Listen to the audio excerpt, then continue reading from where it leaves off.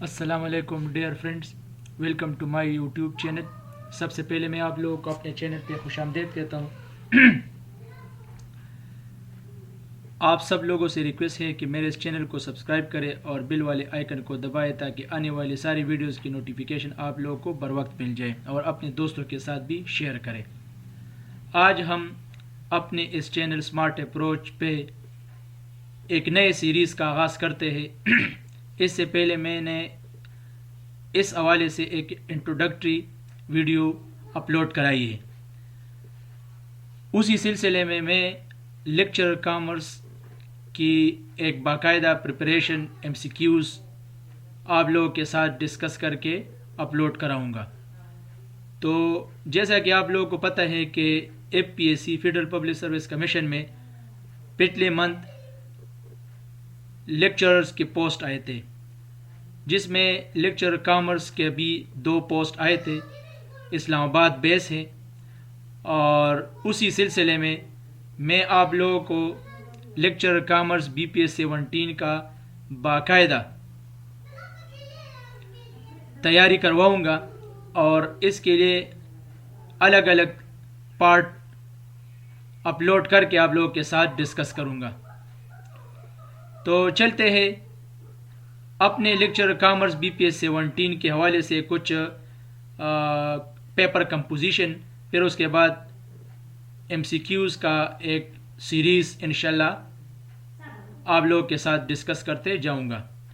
तो FPSC commerce lecture test में क्या क्या चीज़ें आती है, इसमें 3 पार्ट्स आते हैं। एक इंग्लिश का पार्ट आता है, दूसरा कॉमर्स का आता है, तीसरा एजुकेशन का आता है। उसमें इंग्लिश पार्ट जो है ना ये 20% आता है, कॉमर्स 50% आता है, एजुकेशन 30% आता है। टेस्ट के लिए प्रिपरेशन MCQs बेस पे होता है। टाइम अलाउड 100 मिनट्स होता है, नेगेटिव मार्किंग उसमें नहीं होता।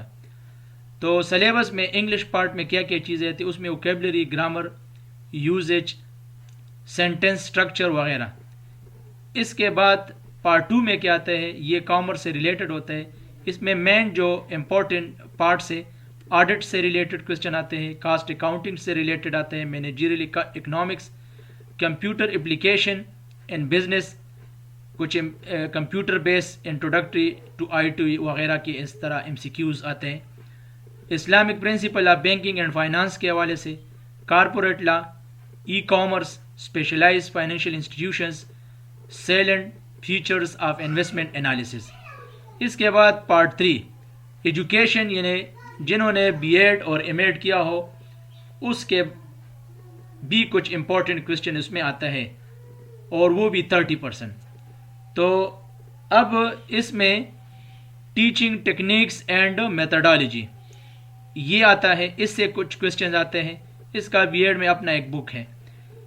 इसके बाद क्लासरूम मैनेजमेंट एंड डिसिप्लिन, इसके भी कुछ क्वेश्चंस आते हैं।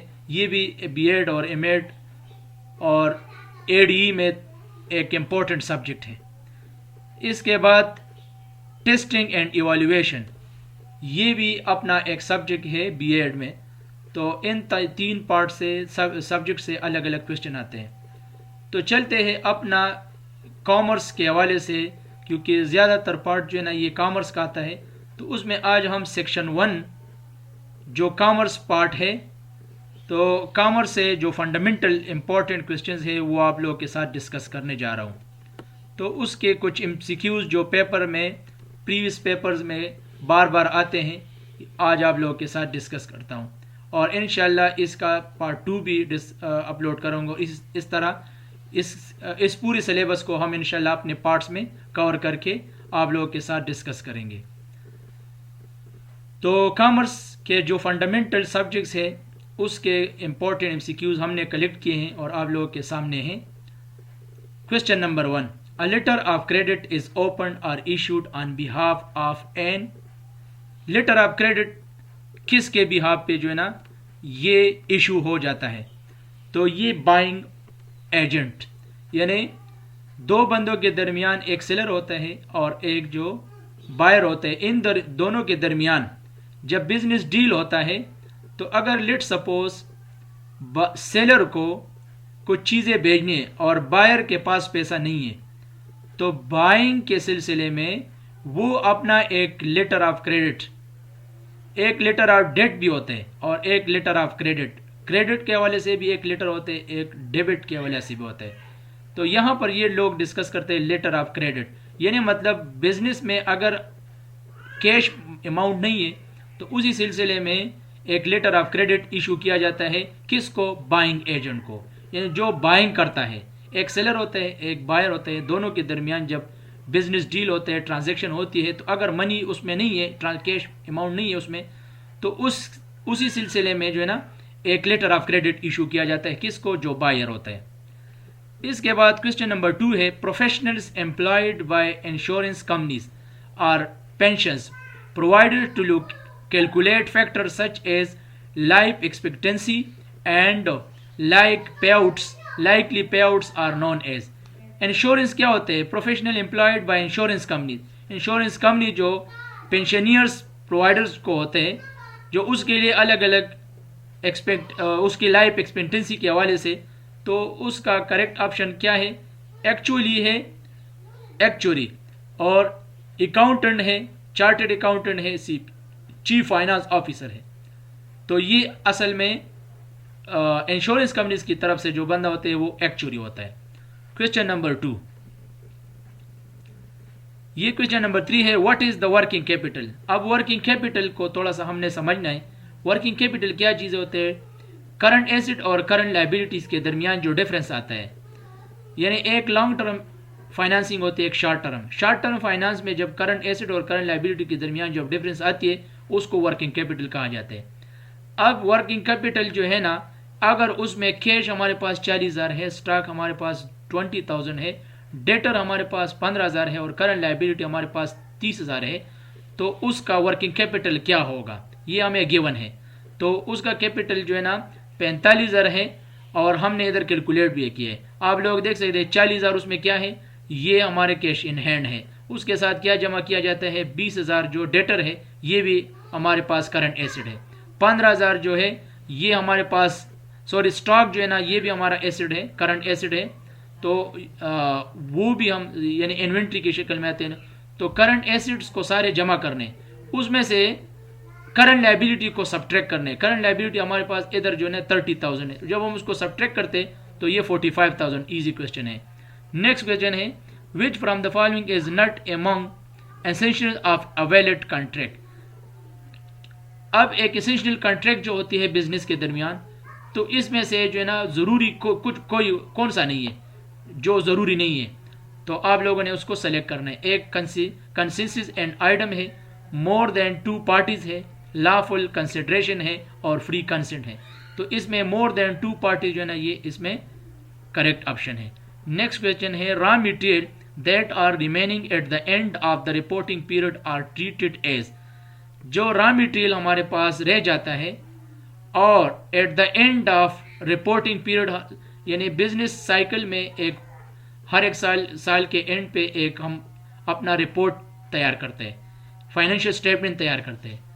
तो अगर यानी मैन्युफैक्चर सिलसिले में रॉ मटेरियल जब अपने प्रोसेसिंग पीरियड में चले जाते हैं तो वो प्रोडक्शन स्टेज में फिनिश फॉर्म में चले जाते हैं और फिनिश गुड्स तैयार होते हैं। अब जो रॉ मटेरियल उसमें हमारे रिपोर्टिंग पीरियड से रह जाता है तो उसको क्या कहते हैं? तो ये हमारे पास जो है ना करंट एसेट हो गया। The selling price of some goods is $1,500 and cost to sell the goods is $200। What is the net realizable value?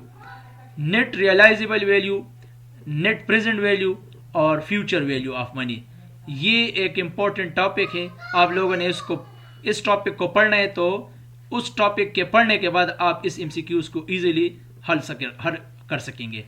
तो इसका करेक्ट ऑप्शन जो इसके लिए अपना एक फार्मूला है NRV, तो उसमें जब वैल्यूज हम पुट करते हैं तो $1,300 आता है। नेक्स्ट क्वेश्चन है, shares of a public company are usually traded on आ। अब वहाँ पर जो पब्लिक कंपनी होती है, पब्लिक लिमिटेड कंपनी, उसके शेयर्स कहाँ पर ट्रेडेड होती है? सेंट्रल बैंक में, स्टॉक एक्सचेंज में। तो ये स्टॉक एक्सचेंज में जो है ना उसकी ट्रेडिंग होती है। 100 इंडेक्स होता है, 50 इंडेक्स होता है और 30 इंडेक्स होते हैं। अब उसको पूरा जो है ना, पहले तो ये कराची स्टॉक एक्सचेंज और लाहौर और इस्लामाबाद स्टॉक एक्सचेंज इस नाम से मशहूर था। अभी इसको पूरा जो है ना कलेक्टिवली पाकिस्तान स्टॉक एक्सचेंज से मशहूर है। इसमें 100 इंडेक्स यानी 100 कंपनीज, 50 इंडेक्स का मतलब ये है कि 50 कंपनीज उसमें होती है, 30 इंडेक्स का मतलब है कि 30 लिमिटेड कंपनीज होती है। तो उसके शेयर जो है ना वो स्टॉक एक्सचेंज में डील हो जाते हैं, वो उस पर बिजनेस किया जाता है। अब selling bond is a way to, selling bond जो है ना उसको क्या कहते हैं, ये कौन से तरीका है, तो ये ऑब्टेन लॉज, लोन हासिल करने के लिए बॉन्ड को जब हम सेल करते हैं तो हमें लोन हासिल हो जाती है।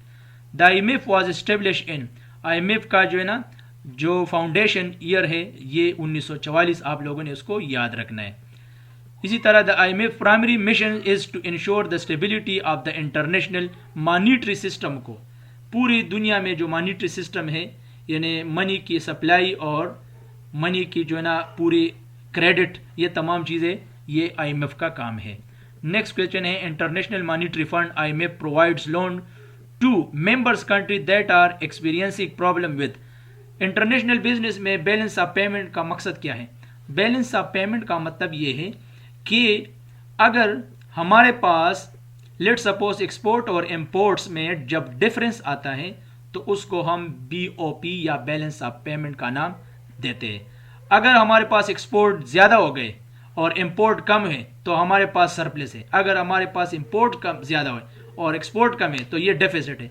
इस तरह के जो बैलेंस होते हैं उसको बैलेंस ऑफ पेमेंट, और इस किसका काम है, इसमें जो सुपरवाइजरी काम है ये IMF का काम है, तो ये IMF की ड्यूटी है। Next question, the return that is forgone for by investing in a project instead of investing in a financial market at the same level of risk is known as, यानी वो return अगर हमें किसी चीज़ के सिलसिले में, अगर लेट सपोज एक बंदा दुकान चलाते हैं सुबह से शाम तक, अगर ये अब ये दुकान में काम नहीं करता, किसी दूसरी जगह पे वो काम करेगा और उसको सैलरी जब मिलती है, लेट सपोज वो सुबह से शाम तक काम करते हैं उसको 10,000 मिलता है, और दूसरी जगह पे वो जब जॉब करते हैं सैलरी मिलती है तो वो 12,000 है, तो इस 10,000 का अपॉर्चुनिटी कास्ट जो है ना ये 12,000 हो गया, तो इसको अपॉर्चुनिटी कास्ट कहते हैं।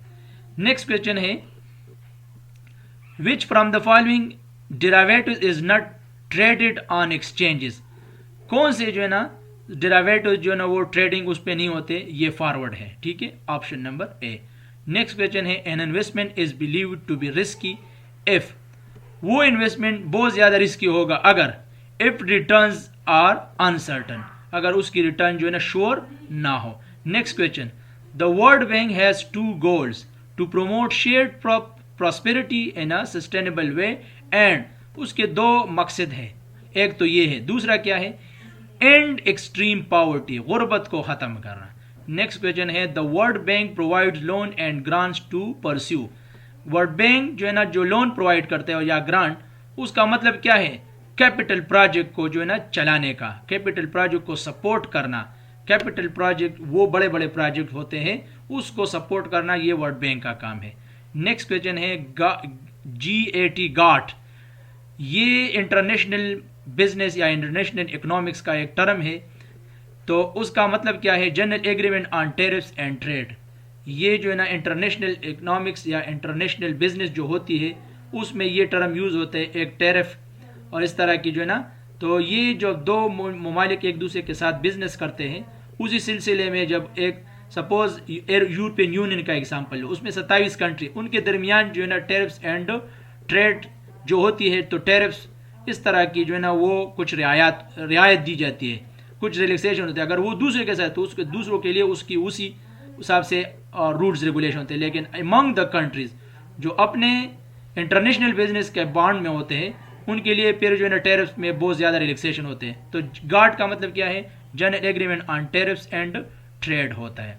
नेक्स्ट क्वेश्चन है, the headquarter of the world trade organization WTO का जो है ना हेडक्वार्टर कहाँ पर है, तो ये जिनेवा में है, आप लोगों ने याद रखना। Which of the following is the safest investment, सबसे ज़्यादा जो श्योर या जो सेफ तरीका है बिजनेस का इन्वेस्टमेंट में, तो वो ट्रेजरी बिल है, ये जो है ना हमारे पास सर्टिफिकेट्स होते हैं, CD certificates of deposit, treasury bill, ये शॉर्ट टर्म फाइनेंसिंग के मटेरियल होते हैं, सिक्योरिटीज उसको कहा जाता है। लॉन्ग टर्म होते हैं, एक शॉर्ट टर्म होते हैं, तो ये शॉर्ट टर्म फाइनेंसिंग मटेरियल होता है, सिक्योरिटीज है ये। तो ये सबसे सिक्योर है ट्रेजरी बिल। नेक्स्ट क्वेश्चन है net present value is calculated as. Net present value को हम किस तरह मालूम करते हैं? तो present value of cash inflow minus present value of cash outflow, दोनों के दरमियान जब डिफरेंस होते हैं उसको जब मालूम करते हैं तो हमारे पास NPV मालूम किया जाता है। नेक्स्ट क्वेश्चन है IMF provides assessment of latest public finance developments in its. IMF जो प्रोवाइड करते हैं असेसमेंट लेटेस्ट पब्लिक फाइनेंस की तरफ से डेवलपमेंट पर्पस के लिए, तो उसको क्या कहते हैं? फिस्कल मॉनिटर रिपोर्ट्स कहा जाता है।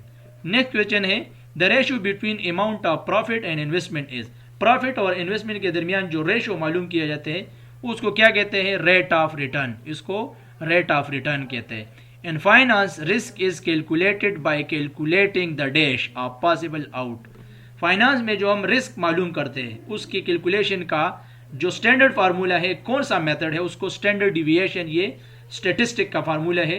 तो हमारे पास मीन, मोड, ये वेरिएंस, ये तमाम जो है ना ये स्टैटिस्टिक में हम क्या मालूम करते हैं? वो हम अननोन वैल्यूज, ये ना मतलब आप लोगों ने इकोनोमेट्रिक्स में पढ़ा होगा। इकोनोमेट्रिक्स में हमारे पास एक मॉडल दिया जाता है, उसी मॉडल में हम ये स्टैंडर्ड डिविएशन का टर्म जो ना यूज करते हैं। नेक्स्ट क्वेश्चन है the internal rate of return IRR is the rate of discount that makes net present value. NPV और IRR जो है ना ये इंटरनेशनल इकोनॉमिक्स, इंटरनेशनल बिजनेस में इस्तेमाल किया जाता है। अब ये कैपिटल बजटिंग जो जब हो जाती है तो कैपिटल बजट मतलब अगर हम कोई प्रोजेक्ट जो है ना स्टार्ट करते हैं, उस प्रोजेक्ट में हम देखते हैं कि हमारे पास IRR और NPV कितना है। तो ये दो टर्म कैपिटल बजट के लिए, तो अगर ये IRR और NPV दोनों पॉजिटिव हो तो ये हमारे पास ये इसकी निशानी है कि हमें उस प्रोजेक्ट को एक्सेप्ट करना है। अगर हमारे पास उसकी वैल्यू नेगेटिव आती है तो हमें फिर उसको रिजेक्ट करना है। और an investment should be accepted if it's present value, अगर उस प्रोजेक्ट को हमने एक्सेप्ट करना है अगर उसकी नेट प्रेजेंट वैल्यू जो है वो 1 के बराबर हो तो हमें फिर उसी सिलसिले में उस प्रोजेक्ट को एक्सेप्ट करना है।